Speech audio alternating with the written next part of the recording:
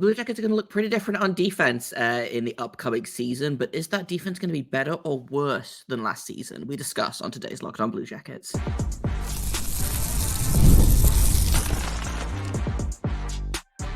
You're Locked On Blue Jackets, your daily podcast on the Columbus Blue Jackets, part of the Locked On Podcast Network, your team every day.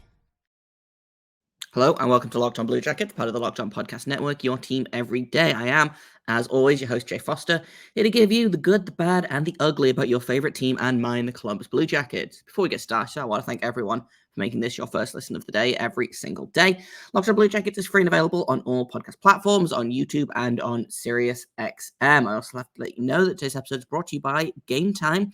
Download the Game Time app, create an account, and use code LOCKEDONNHL for $20 off your first purchase. Terms apply. Download Game Time today. What time is it? Game time. And it's also time to talk about the defense on today's Locked On Blue Jackets, which is very similar to what we did yesterday. We talked about last year's group of forwards versus this year's group of forwards. Are they better? Are they worse? What are they missing? Like, where are they improved? If they're not changed, then what is going to be the difference? Formal apologies before I get started to the fact that I did forget that Jack Roslovic existed. In my defense, he's not listed on last year's stats on bluejackets.com, which is why I forgot about him. Similarly, Andrew Peak. Also, Alex Nylander, who I forgot as well. Apologies to all of those guys.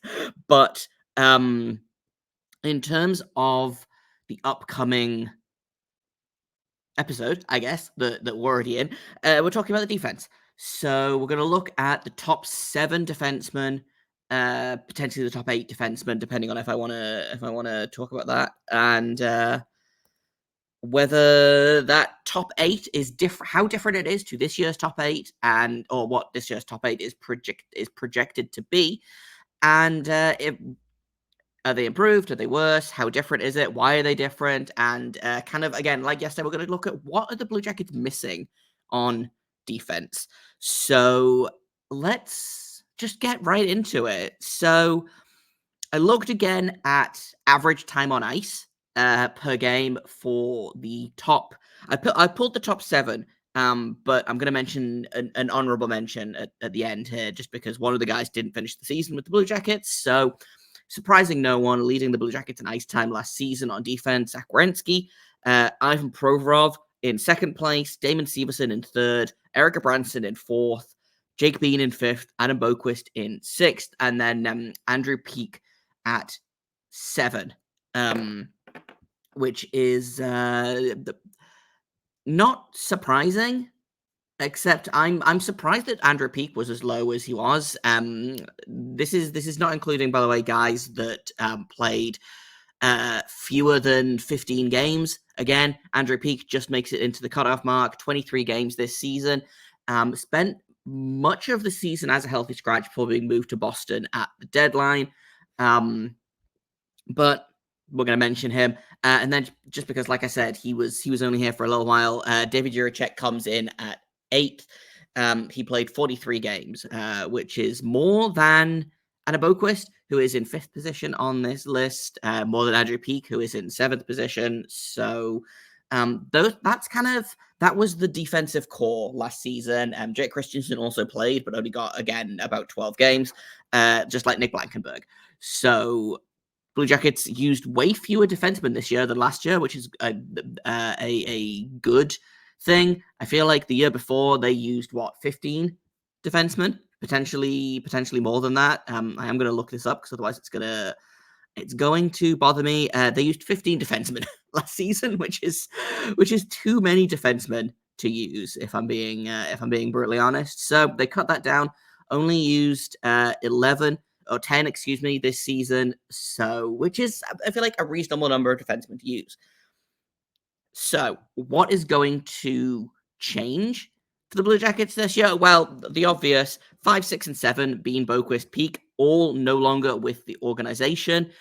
Bean is in Calgary. Boquist is, I believe, in Florida with the Panthers. And Peak will be with the Boston Bruins. So those 3 guys are immediately out. So that opens up all kinds of space for some guys like David Jiricek, who should get a fair and reasonable shot this season. The big four are still there: Provorov, Werenski, Gabranson, Severson. They'll all be back. Jordan Harris is in the mix now that the Blue Jackets have traded for him.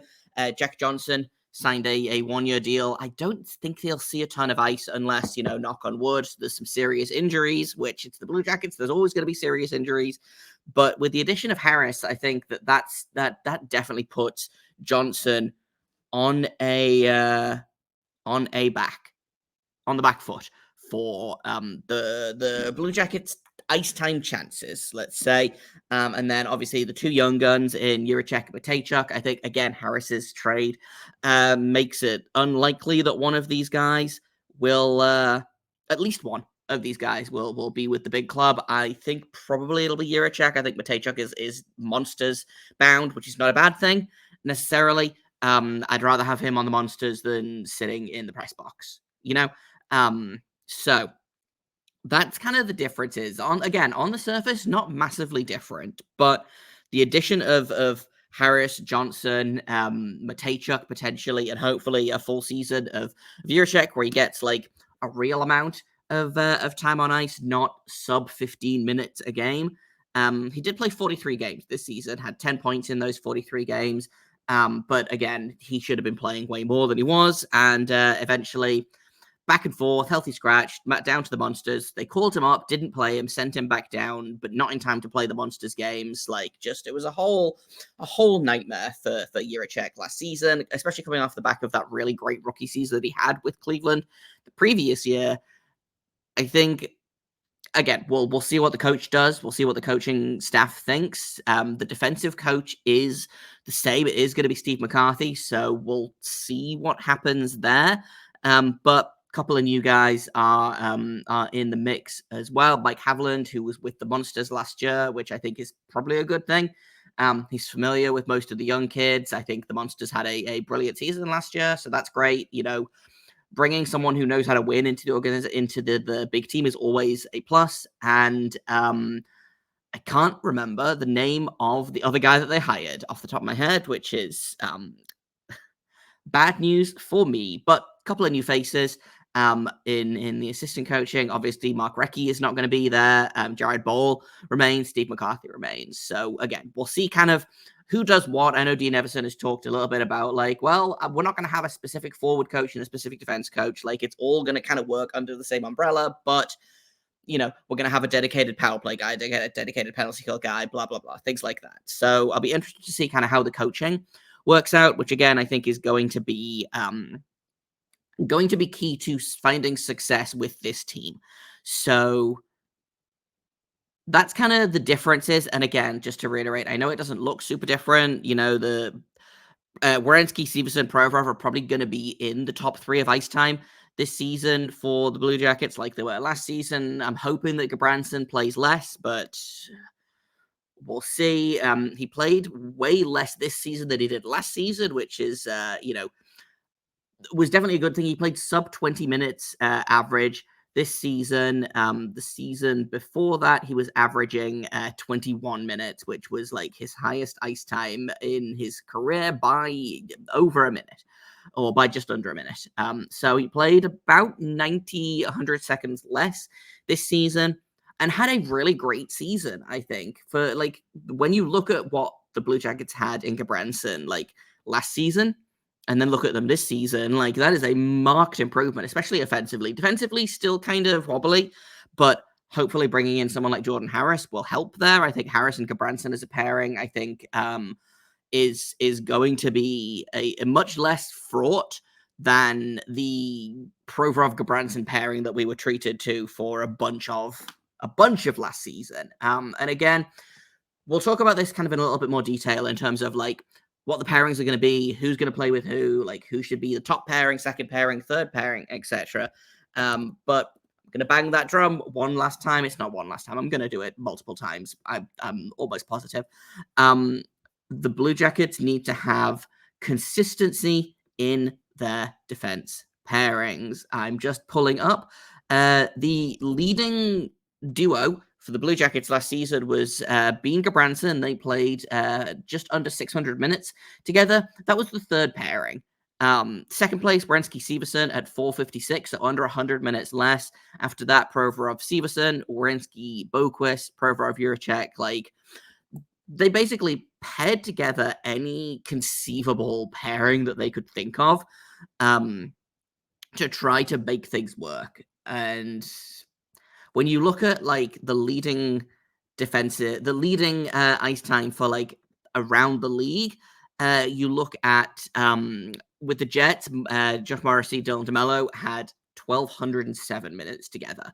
Matthias Ekholm, Evan Bouchard in Edmonton had 1,186 minutes together. Jacob Slavin, Brett Burns, 1,186. Nick Lady, Colin Parayko, who I forgot, in St. Louis, 1,288. So like, almost 700 or possibly 800 minutes more than the highest Blue Jackets ice time pair. Like, that to me feels like a problem. And it's the same problem that I had with the forward lines last season, is that as soon as things started wobbling, they got ripped apart and they were scrambling to catch up. So we're going to talk a little about kind of the defense pairings last season, what worked, what didn't, what the pairings could look like this season in just a second here on Locked On Blue Jackets. First, though, I've got to tell you about Game Time, because the NHL is, 2 months away, less than, and I love buying tickets kind of at the last minute. My fiance and I, sometimes we're like, hey, we don't have plans tonight, let's go to a Sharks game. So we do that, and Game Time is the only thing that we use because it's just so much better than any other ticketing service. Here's an exciting thing. They've got a 50% off Labor Day offer for the Arizona Diamondbacks LA Dodgers game. So if you are in either of those areas, you can get 50% off tickets only on Game Time, which is great. Game Time Picks makes getting tickets for your favorite live events even easier. It filters out the fluff to only show you incredible deals on great seats, so you don't have to waste time searching through the 20,000 tickets that are available in the average NHL arena. Like I said, Game Time is the only thing I use. I love they're all in pricing. There's no surprise fees at checkout. You do have to turn this feature on, but once you do, there is no looking back. You can get views from your seats. They've got a lowest price guarantee and the most flexible customer service policy in the ticketing industry. Take the guesswork out of buying tickets with Game Time. Download Game Time app, create an account, and use code LOCKEDONNHL for $20 off your first purchase. Terms apply. Again, create an account and redeem code LOCKEDONNHL for $20 off. Download Game Time today. What time is it? Game time.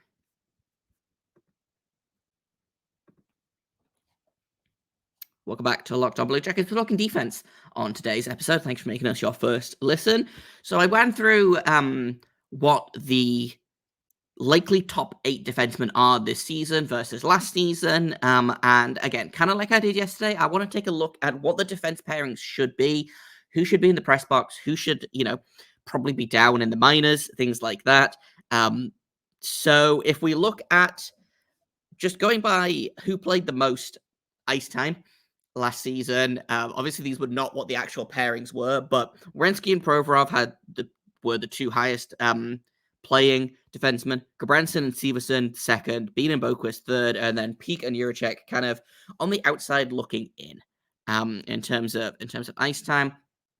When you look at like who actually played together the most, again, just kind of like I went over just before the break, it would have been Jake Bean, Eric Gabranson, Zach Werenski, Damon Severson, and Provorov with Boquist in theory, but Provorov and Boquist actually didn't play together. Although if they did play together, it was for under 100 minutes. So again, this only reiterates just how bonkers the ice time and the combinations were last season. So let's see if we can kind of figure out what the combinations could be, maybe what they should be. I think, it's fair to say we're penciling Werenski in at number 1. Like, that's the number 1 defenseman for the Blue Jackets. I think no one's arguing with that. So who should his partner be? Well, a couple of options here. He played mostly with Severson and Boquist last season. Obviously, Boquist isn't here anymore. I didn't love Werenski-Severson as a pairing. But when you look at who the Blue Jackets have on right D, like your choices are you've got Werenski-Severson or you've got Werenski-Jiricek. Now, I like Werenski-Jiricek as a pairing. I think it gives Jiricek a chance to grow. I think it gives him top pairing minutes. I think putting him with someone like Werenski, it shelters him a little bit, but not enough that he doesn't, again, like continue to develop. They didn't play together a ton last season. Again, under 100 minutes. They had 43 minutes together in total. So I would love to see if they can put those two together and like keep them together for longer than I think a total of 2 games out of the 43 that Jiricek ended up playing. So that would be my top defense pairing. Obviously, you've got the ability to kind of shuffle things around. If Jiricek is flagging, then you could move Severson up. I don't love Werenski-Severson as a pairing, but it's better than Werenski-Branson, which is kind of the other option if you're looking at the right D on this team. Which brings us to second pairing. Now, it's going to be Provorov and Severson on the second pairing. That's not necessarily what I would do, but with Provorov on the team right now, that's kind of where we are. Again, Severson is a top 4 defenseman. Provorov is going to play like a top 4 defenseman. I think that there's a world, and we kind of talked about this a little bit in last week's episodes, there is a world where Harris plays well enough to kind of supplant Provorov in that second line left D. I also don't think that Provorov finishes the season with the Blue Jackets. I think he is a deadline flip. Blue Jackets retain 50%. He plays on a playoff team and costs them like 2.2 million or whatever it is. So that's kind of where I'm at with Provorov right now. But while he's on the team, he's going to be playing on that second pairing, and I think second pairing is probably about where Severson's skill level is. He's not being paid like a second pairing defenseman, really, but I don't think putting him on the top pairing and like unless you want to put him on the top pairing and then put Jiricek on the second pairing. If you want to flip those guys, I liked Provorov and Jiricek as a pairing. I think, and this is all kind of quote unquote hearsay, or maybe this is confirmation bias, but I felt like Provorov played a little bit more responsibly when he was playing with a younger player. So someone like Jiricek, I think he played a little bit kind of safer. We saw less of him just kind of throwing everything out of the window when he was playing with Jiricek. So I wouldn't hate. And again, like that to me feels like the top 4. Werenski, Jiricek, Provorov, Severson. If you want to mix that up, if you want to shuffle things around, fine, go for it.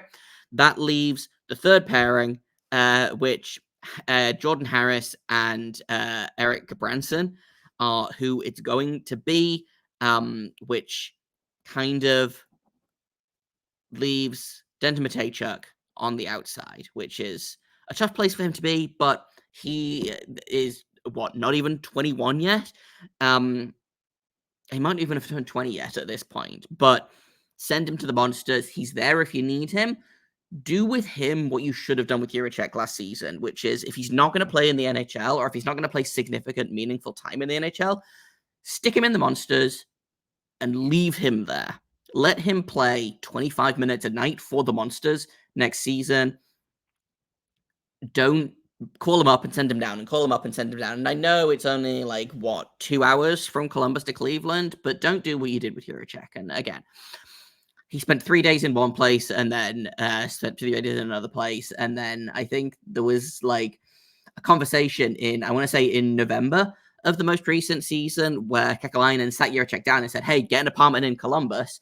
And then they promptly spent the rest of the season, again, sending him up and down. So he had and he spent most of the rest of the year with the Monsters or traveling. So he got this apartment and then didn't use it. So, don't do that with Matejchuk. I don't think it's done, lasting damage to Jiricek's development. I think he's too good of a player for that. But don't do with Matejchuk what you did with Jiricek last season, because it's maddening. so frustrating to watch. So that puts Matejchuk in the monsters, and then that does leave Jack Johnson as your 7th defenseman, which, as I've mentioned, I'm fine with.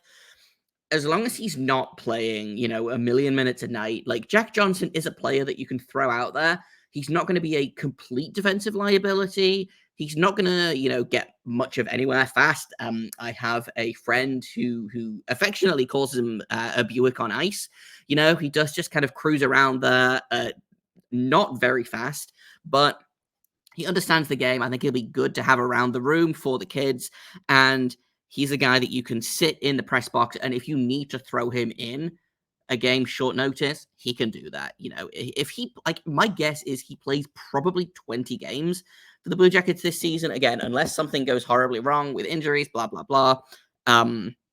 That's kind of where I'm at with Jack Johnson right now. So looking at this defense right now, again, I feel pretty good about it. I would feel better if the Blue Jackets move on from Provorov. I don't think they're going to unless they really get wowed with an offer. I think, again, they've got a little bit more stability on lefty right now by adding Harris. I'll be interested to see how he fits into the lineup, but I do think there is a real chance that he could kind of supplant Provorov as that second line lefty.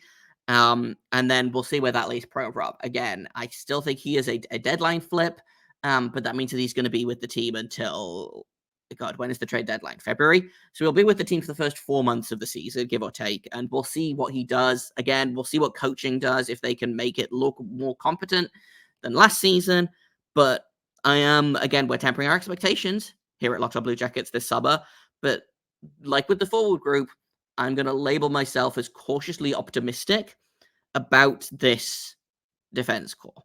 Again, ready to throw that optimism out the window if we get to the point where we've got like Werenski Gabranson on the top pairing, Provorov Stevenson on the second, and then like Harris Johnson on the third, and then Jiricek and Matejchuk are just kind of thrown by the wayside, and Harris is getting like 12 minutes a night. I don't think that'll happen, but that's kind of, those are the two options. Either it'll be good or it'll be bad. And that really kind of depends, again, on coaching. So we'll see what Dean Everson does with his defenseman and with his defensive deployment in terms of both coaching and players. So we're going to take another quick break. And then when we get back, I want to talk a little bit about what the Blue Jackets are missing on their decor. And it's not massive, but it is definitely something. So we'll talk about that in just a second here on Locked On Blue Jackets.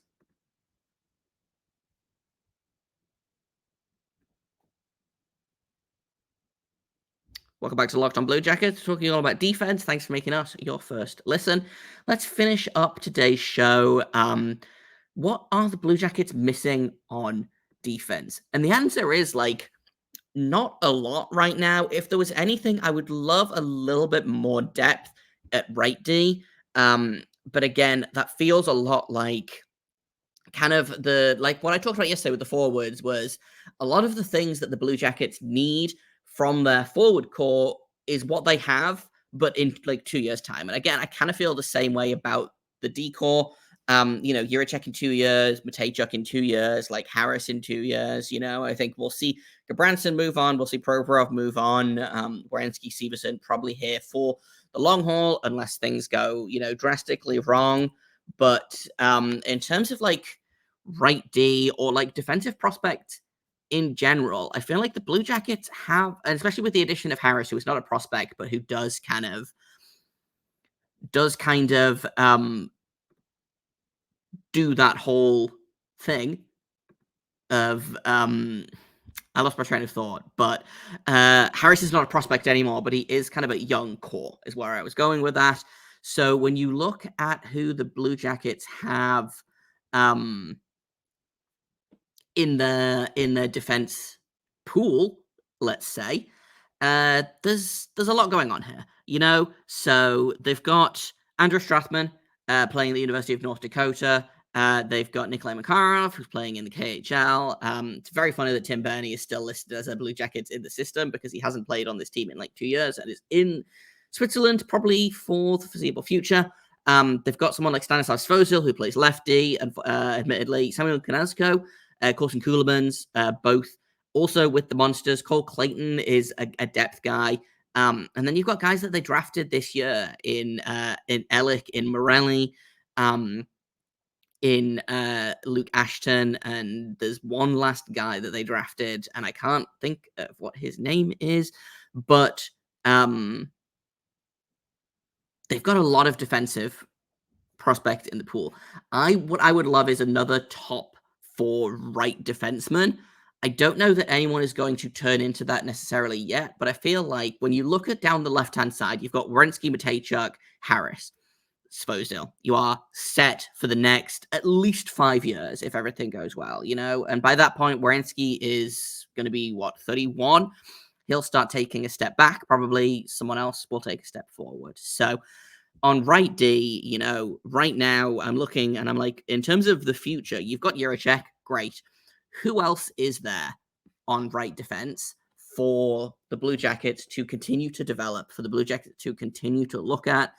Severson is not a long-term piece of the core. I know that he's here for the next, 7 years, but he's already almost 30. Like, he's not going to be a meaningful player probably past year 3 of that contract, maybe year 4, which is what makes it frustrating. But hey, here we are anyway.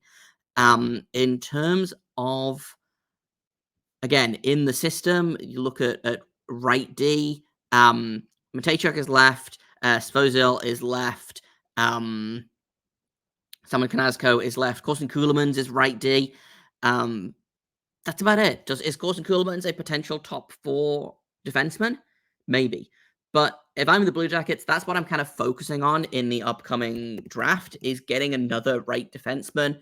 It probably won't be like the top. Hopefully it won't be like the top of the picks, just because I don't want to be drafting top 5 again, But if we look at like in that kind of 10 to 15 range, you've got guys like Logan Hensler, who is currently ranked 7th in an early mock draft. He's a right-handed defenseman. You've got Charlie Trethewey, currently ranked 11th. You have got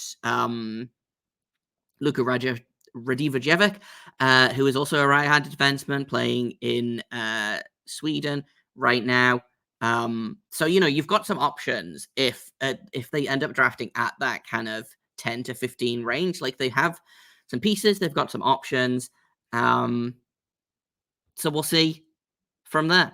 If all of those guys are gone, there's someone like Alex Huang who's playing in the QMJHL. So I feel I'm not like worried. I'm not sitting here like, God, the Blue Jackets need to get defensemen. The Blue Jackets need to get defensemen. I don't think that they need to trade for this defenseman. If he's not in the system already, I think he probably will be by the end of next year's draft. We'll just have to kind of see where they end up drafting, what happens. But like yesterday, I think I'm kind of the Blue Jackets, again, on paper, the Blue Jackets look better this season than they were last season, despite the fact that not a lot has changed. I think the Blue Jackets are shaping up to, and I'm not talking about like night and day improvement. I'm not talking for them to suddenly turn into like the most defensively sound team in the league. We're looking for progress. We're looking for steps forward, and I think adding someone like Harris is going to allow some of the pressure to be taken off of guys like Gabranson, guys like Provorov, ostensibly some guys like Severson. I think allowing Jiricek to take that step forward is going to be good. Potentially Matejchuk taking a step forward, although I think it's unlikely this season. My guess is that Matejchuk probably steps into Gabranson's spot if or when Gabranson goes, or he'll step in when Provorov is dealt at the deadline. Like, that's kind of how I feel about that. So, but the Blue Jackets, I think, are better on defense this year than they were last year. I feel like I said this last summer, though, and look where it got me. So, we're not going to sit here and be like, they're definitely better. This is a playoff defense core. But cautiously optimistic that they're taking steps in the right direction. So that's how I feel about that. That's all I've got for today's episode. Tomorrow, we're going to finish up this kind of mini series that I started. We're going to talk about goaltending. Is the goaltending better? The goaltending is the same, but will it look better? Will Elvis make a comeback? Will he lose his starting job to Daniil Tarasov? Like, lots of questions to ask about the goaltending and how they can make it better going forward. We'll take a quick look at the goaltending prospect pool as well, because it's looking pretty full in there all of a sudden. So that's all coming up on tomorrow's episode. Thank you for listening to this episode, for making us your first listen of the day every single day. Locked On Blue Jackets is free and available on all podcast platforms, on YouTube and on SiriusXM. And I've been Jeff Foster. You can find me on Twitter at _Jacob Foster, JAKOBFYRSTER. You can find the show at LO_Blue Jackets. If you have comments, questions, criticisms, you can email me at lockedonbluejackets@gmail.com. And until tomorrow, make sure you stay locked on.